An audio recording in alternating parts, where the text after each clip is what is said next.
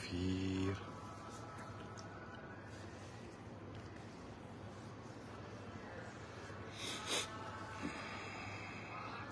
Эфирде да кишилер келсин, күтүп туралы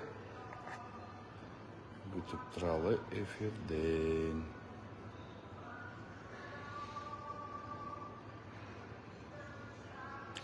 Нурбек Келдибаев, ассаламу алейкум. Бөлүшүп койсоңуздар.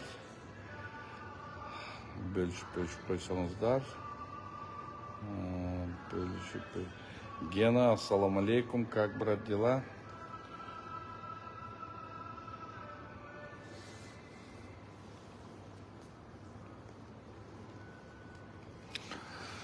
Так, Салбек Бешкурон.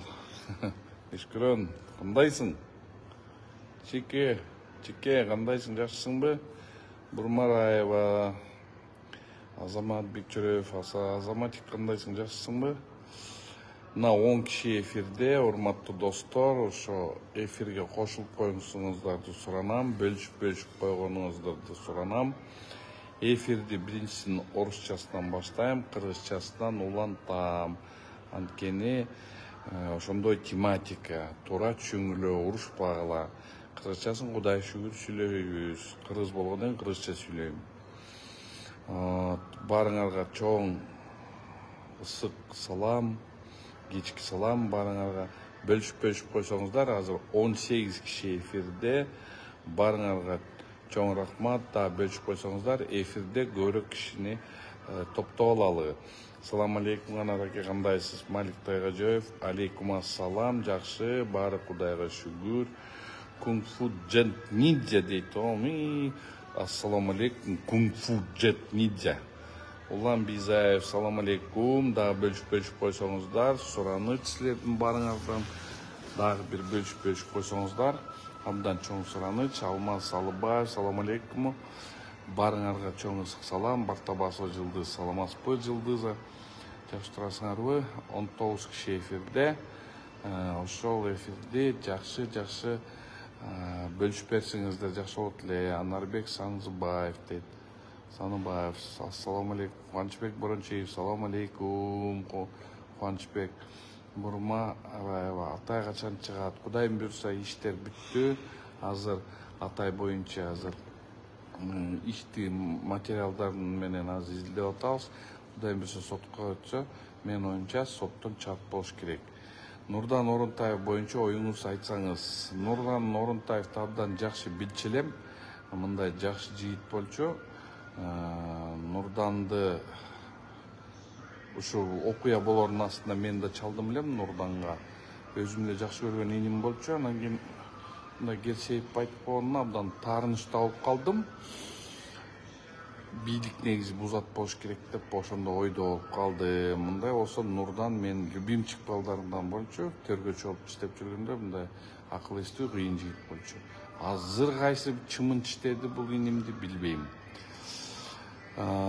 Медер, салам алейкум. Кандайсың иним, жакшысыңбы? Азизбек Бексултанов, мына 27 киши эфирде да бөлүшүп койсоңуздар. Бүгүн болсо мен өзүмдүн Ленин район боюнча өзүмдүн дагы оюмду айтып кетет элем.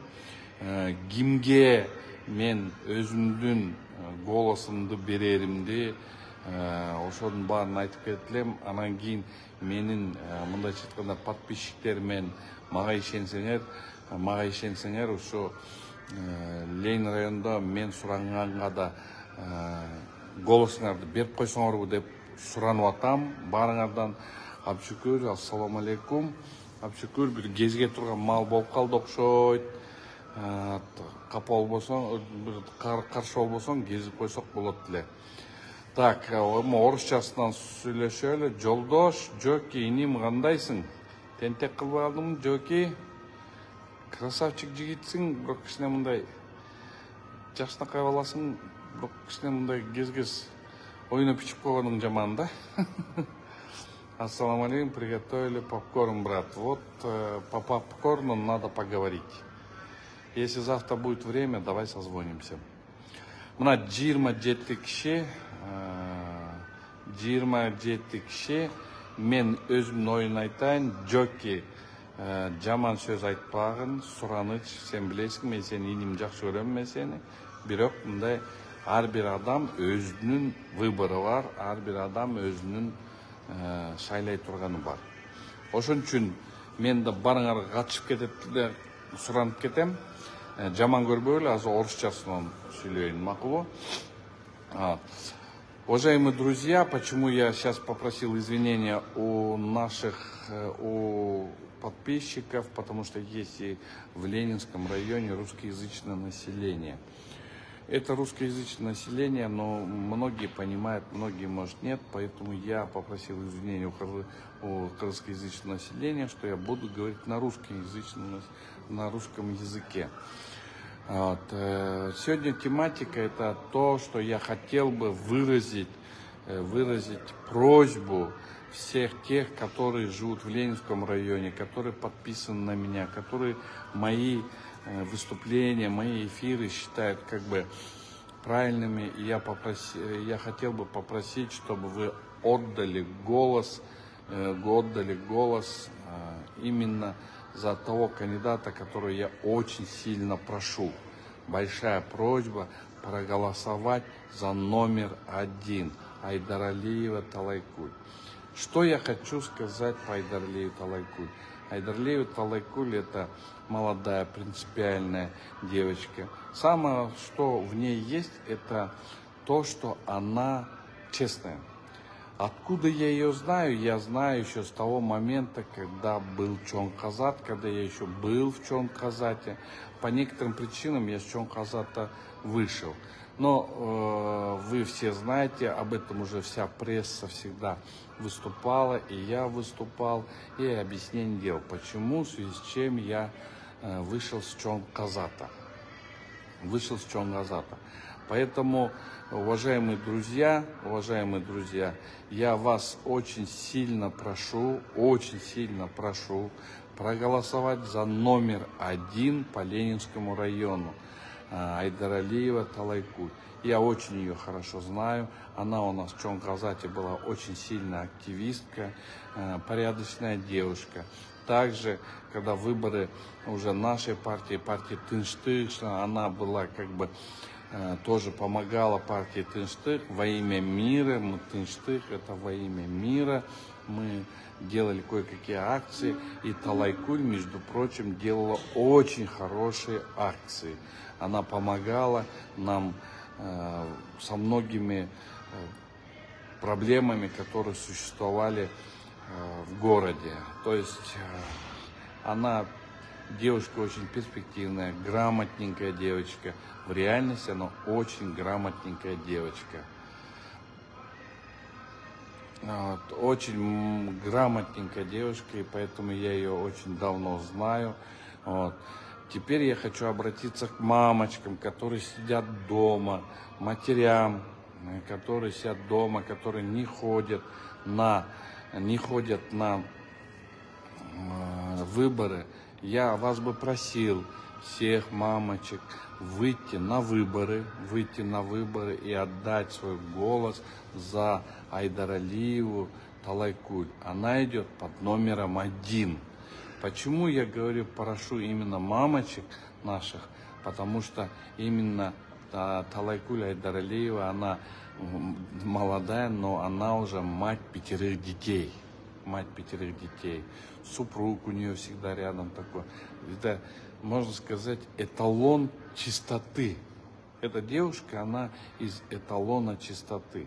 Поэтому я бы очень просил своих как бы подписчиков, которые подписаны на меня, которые считают, что я все-таки говорю какую-то правду, что я всегда требую верховенства закона, верховенства права. Поэтому я вас очень прошу проголосовать по Ленинскому району послезавтра за кандидатуру номер 1. Это Айдаралиева Талайкуль. Поверьте мне, девочка, которая сможет смело представлять Ленинский район в Джоркинеше, и она будет биться за жителей Ленинского района. в части того, что законопроекты, которые будут вводиться, я сам буду с ней работать тесно и буду работать и помогать, чтобы правильные законопроекты вводить в Джоркинеш. И через нее я постараюсь, чтобы она все-таки внесла очень хорошие законопроекты, которые будут устраивать наше население, где верховенство права будет в первую очередь. Поэтому еще раз повторюсь, еще раз прошу русскоязычный сегмент, русскоязычное население, наших русских, всех попрошу в Ленинском районе проголосовать за Айдаралию Талайкуль. Также прошу мамочек, которые находятся дома, уделите 10, 20, 30 минут, сходите, пожалуйста, на избирательные участки и проголосуйте за номер 1 Айдаралию Талайкуль, которая также является матерью 5 детей. Так что я надеюсь, что вы дадите очень хорошие голоса. Теперь я буду говорить на кыргызском. Урматтуу Facebook колдончулар, силерге чыккан бүгүнкү азыркы эфирге чыкканым себебим бул Ленин райондук шайлоодо, Ленин район боюнча шайлоодо номер 1 биринчи номер болуп Айдаралиева Талайкуль деген кызга 5 баланын энесине өзүңөрдүн добушуңарды берип коюңардар суранам. Мен силерден ушу суранып атам. Facebook мени ушу Facebook'ta туура иштеп жүрүп атат деп мен мындайча айтканда мен подписчиктеримден баарыңардан суранат элем. Ушу кимде Ленинский райондо туугандары болобу, туушкандары болобу, кудалары болобу, ошолордун баарын айтып, ушул Айдаралиева Талайкуль деген келинге 5 баланын энесине өзүңөрдүн добушуңарды берип койсоңуздарды абдан суранат элем. Урматтуу Facebook колдончулар, бул кыз көп жылдан бери мен бул кызды тааныйм. Баягы чоң казакты болуп жүргөндө мындай кыйын мыйзамды билген кыйын кыз болчу. Кыйын кыз. Мына бүгүнкү күнү биздин Тынчтык партиябызда дагы мындай саналаш болуп, жаныбызда жүрдү, саналаш болуп, абдан көп жардам берди. Анан ушу мен кайрылып кетет элем. Ушу үйдө олтурган кыз келиндер, мамалар, силерден суранып кетет элем. Эртең мына воскресенье күнү силер баарыңар ушу барып участоктарыңарга барып бир жарым саат болсо да өзүңөр женский солидарностьтыңарды да көрсөтүп, ошол жерде 5 баланын энесине өзүңөрдүн добушуңарды берип койсоңуздар мен суранам. Анткени бул кыз жогорку кеңешке барып келсе, силерди Ленин районунун жительдерин бул уят кылбайт. Ошон үчүн баардыгыңарга дагы бир суранып кетейин. Биринчи номер Айдаралиева Талайкуль деген ошол чоң кызга өзүңөрдүн голосуңарды берип койсоңуздар абдан чоң сураныч. Бул кыз менен кийин да иштешебиз. Бул кыз менен жакшы мыйзамдарды киргизип, элге иштей турган мыйзамдарды киргизгенге мен сөзүмдү берем. Ошол кыз өтүп калса. Ошон үчүн дагы бир жолу силерден баарыңардан сураныч, абдан суранып атам. Талайкуль Айдаралиеваны колдоп бериңиздер. Талайкуль Айдаралиева ушу депутатка койгондо ушу мен дагы өзүмдүн бир салым кошуп кетейин дедим. Анткени бул биздин кыз Кыргызстанга көп жакшы нерселерди алып келе турган кыз. Ошон үчүн баардыгыңарга сураныч, баарыңар ушу воскресенье күнү колдоп бериңиздер. Мен билем, бүгүнкү күнү билем, уже бул район боюнча акча таратылып атыптыр деп угуп атам. Бийлик басым кыла турган жерлер БШКнын элдери ошоктон кичине басымдык кылып атат деген сөздөрдү угуп атам. Калппы чынбы билбейм, бирок айтып кете турган нерсе, бул чоң кыз эч кандай бийликке да таянган жок, акчасына да таянган жок. Анткени акчасы ашып ташып аткан жер жок. Жолдошу эптеп жан багып аткан жигит, ошо 5 баланы багып келаткан Талайкүл дагы ушинтип өзлөрүнүн эмгеги менен анча мынча болсо да таап жүргөн эме. Ошон үчүн Талайкүл акча менен дагы бара албайт, бийликтин күчү менен да бара албайт. Анан кийин ушу биз өзүбүздүн кырыбызды көрсөтүп койсок, бийликке да акчага да каршы чыгып, акчага да бийликке да каршы чыгып туруп, ушу Талайкүлдү, Айдаралиева Талайкүлдү биз ушу колдоп алсак, ушул кызды депутат кылып алсак, бул кыз деген эч бир убакытта силерди мындай жер каратпайт. Жогорку кеңешке болгондо кээ бир балык болгон депутаттардай болуп балык болуп олтурбайт. Сасык болгон депутаттар, кээ бир сасык депутаттардай сасык болбойт. Бул мыйзамдын үстүндө иштеген депутат болот деп терең ишенем. Ошондуктан дагы бир кайталап кетейин, баарыңыздардан сураныч, Талайкүл Айдаралиева номер 1 деген